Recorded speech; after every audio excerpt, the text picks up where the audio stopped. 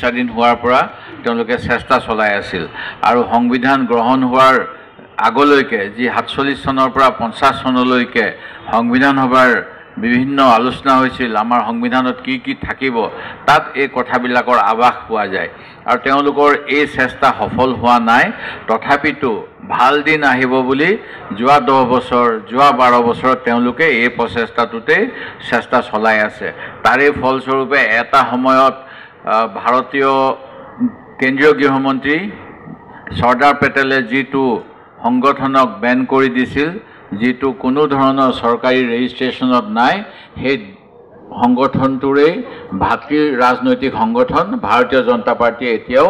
আমাৰ দেশৰ মানুহৰ মন মগজুত ক্ৰিয়া কৰিবলৈ চেষ্টা কৰি আছে আৰু বহুতেই সেইকাৰণে কয় যে অন্ধভক্তৰে ভৰ্তি কিন্তু মই আজি ক'ব বিচাৰিছোঁ আমাৰ কংগ্ৰেছ দলত যিসকল আহিলে তেখেতসকলে হঠাৎকৈ আমাৰ যিটো কথা কোৱা হয় যে মগজত ঘি আছে মই এটা এক্সিডেণ্ট দেখিছিলোঁ এক্সিডেণ্টটো সঁচাকৈ খুব দুখজনক আছিলে মই আৰ্য বিদ্যাপীঠ কলেজত পঢ়ি থাকোঁতে আৰু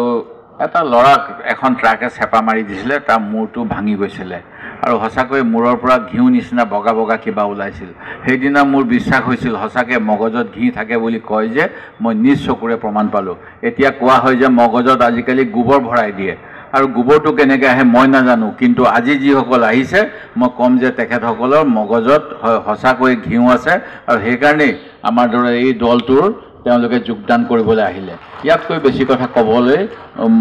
লগীয়া নাই বুলিয়ে ভাবোঁ এই চৰকাৰখনৰ নীতি হ'ল এটা ভুলৰ ওপৰত প্ৰতিষ্ঠিত এটা ভুল ধাৰণাক লৈ তেওঁলোকে শাসন কৰিব বিচাৰে আৰু সেইকাৰণেই এতিয়া যিমানবিলাক আমি সংঘৰ্ষ দেখিছোঁ আমি জানো যে এটা পিঁয়াজ বা এটা নহৰু গোটাকৈ থাকে আৰু সেইটো খুলি থাকিলে সেইটো নাথাকিব এফুটা এফুটা হৈ যায় ঠিক তেনেকৈ আমাৰ অসমীয়া সমাজখন কেনেকৈ ধ্বংস কৰিব পাৰি এই চিন্তা চৰ্চাতে এই দলটোৱে অহৰ্নিশে কাম কৰে তাৰ শেহতীয়া উদাহৰণ উমা চেত্ৰী এগৰাকী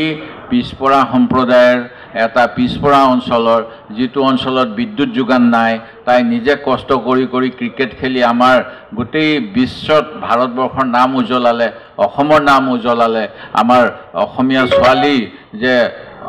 সব উন্নত ৰাজ্যৰ লগত ফেৰ মাৰিব পাৰে সেইটো নিজ গুণেৰে প্ৰতিষ্ঠা কৰিলে আৰু তাক অসম চৰকাৰে আজি মই চাই থাকোঁতে দেখা পাইছোঁ কি ঘোষণা কৰিছে 25 লাখ নে 50 লাখ টকা দিব কিন্তু মহাৰাষ্ট্ৰ কিমান এডভান্স মহাৰাষ্ট্ৰত ঘোষণা কৰিছে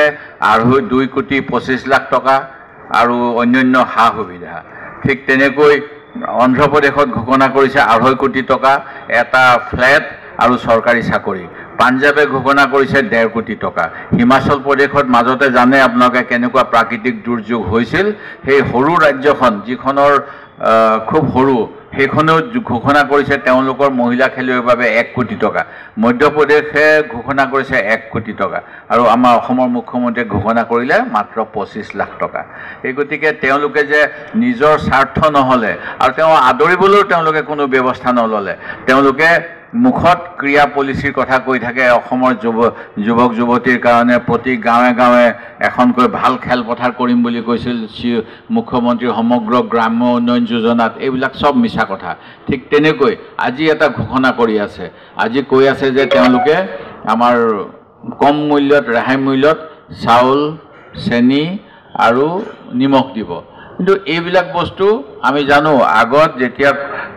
আমাৰ কংগ্ৰেছৰ চৰকাৰ আছিল তেতিয়া আপোনালোকে ৰেচন কাৰ্ডখন দেখিলে গম পাব তাত কেৰাচিন চাউল আটা চেনি দাইল সকলোবিলাক হিতান থাকে কিন্তু একমাত্ৰ আমাৰ খাদ্য সুৰক্ষা আইন যেতিয়া মনমোহন সিঙে আনি দিলে তাৰ পিছত আমি চাউল দিয়া হ'ল আৰু অন্যান্য সময়ত ৰেহাই মূল্যত সেইবিলাক দি থকা হৈছিল কিন্তু বৰ্তমান চৰকাৰখনে সেইবিলাক একো কৰা নাই যোৱা সময়ছোৱাত আমাৰ কংগ্ৰেছ চৰকাৰ যেতিয়া 2004 চনৰ পৰা 14 চনলৈকে আছিল সেইখিনি সময়ৰ ভিতৰত যদি এটা আমি এভাৰেজ প্ৰাইচ লওঁ তেতিয়াহ'লে চাউলৰ দাম কিজানি 15 টকা আছিলে 18 চনত চাউলৰ দাম হ'ল বিজেপি অহাৰ পিছত 32 টকা আৰু এতিয়া 57 টকা 60 টকা ঠিক তেনেকৈ আমি যদি দাইলৰ কথা ভাবোঁ আমাৰ চৰকাৰৰ সময়ত আছিলে 35 টকা 18 চনত হৈছিল 72 টকা আজি 100 টকা মিঠাতেলৰ দাম আমাৰ চৰকাৰৰ সময়ত এভাৰেজ 60 টকা 18 চনত 125 টকা আজি দাম মূল্য 170 টকাৰ পৰা 200 টকাৰ ওপৰত ঠিক তেনেকৈ নিমখৰ দাম আমাৰ দিনত আছিল 5 টকা 2018 চনত 10 টকা হৈছিল আৰু এতিয়া 14 টকাৰ মান হ'ব। গেছৰ দামটো আপোনালোকে জানে 2014 চনত মাত্ৰ এমাহমানৰ কাৰণে আমাৰ 450 টকা হৈছিল আৰু সেইখিনি সময়ত তেওঁলোকে প্ৰতিবাদ কৰি আমাৰ কেন্দ্ৰীয় চৰকাৰখনকে তেওঁলোকে বাধ্য কৰিছিল বিভিন্ন অজুহাত দি পেলাই যে চৰকাৰ চলাব নাজানে। তেওঁলোকৰ দিনতে 495 টকা হৈছিল, যিটো কিন্তু 2010 চনত মাত্ৰ 250 টকা আছিল গেছৰ চিলিণ্ডাৰৰ দাম, আৰু এতিয়া কিমান দাম আপোনালোক সকলোৱে জানে। সেই গতিকে এই যে মূল্য ভাল দিন আহিব বুলি আমাৰ মানুহখিনিক 2014 চনৰ ভোট ল'লে, 16 চনত ল'লে,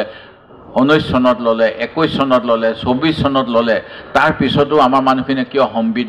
পোৱা নাই, সেই কথাটো চিন্তা কৰিবলগীয়া। আৰু সেই কথাখিনি এতিয়া অসমীয়া মানুহেও বুজি পাইছে যে তেওঁলোকক যিখিনি কথা কৈছিল অকল হিন্দু মুছলিম ৰাজনীতি কৰিব বিচাৰে এতিয়া, তাৰ পৰিৱৰ্তে ভাল দিন, নিবনুৱাবিলাকৰ চাকৰি, আমাৰ 6 জনগোষ্ঠীৰ জনজাতিকৰণ, চাহ শ্ৰমিকৰ মজুৰি বৃদ্ধি, ব্ৰহ্ম